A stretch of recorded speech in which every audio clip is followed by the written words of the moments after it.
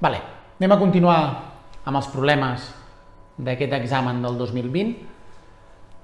El problema 1 ens diu: el regidor d'Educació d'un ajuntament ha visitat l'escola del poble i ha explicat als alumnes que, segons les darreres estadístiques, la mitjana aritmètica del nombre de nens per família del poble és 2.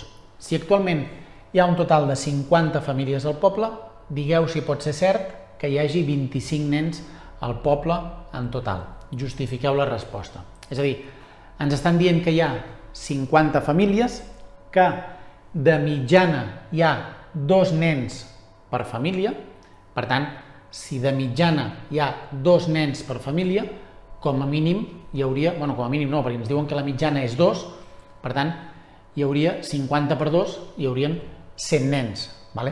Poden ser 2 nens a cada una de les famílies, poden ser 0 nens a 49 famílies i 100 en una família, és a dir, el que ha de sortir és que la mitjana sigui 2. Per tant, és impossible que hi hagi 25 nens al poble.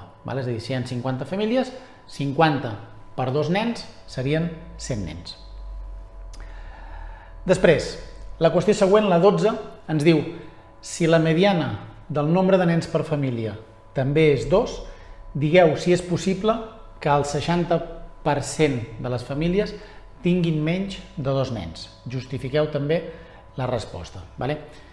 Ens diu que la mediana del nombre de nens per família és 2. Digueu si és possible que el 60% tingui menys de 2 nens.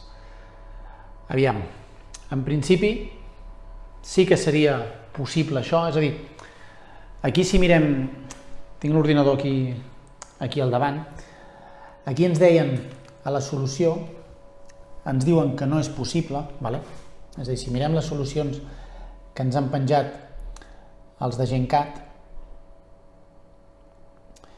diuen que no és possible, tampoc ens diuen gairebé el per què, però representa que la mediana, si nosaltres anem a explicar què és la mediana és el número que està al mig, en castellà quadra més pel nom, és a dir, la mediana és el número que està en medio, és a dir, suposem, per exemple, que hi ha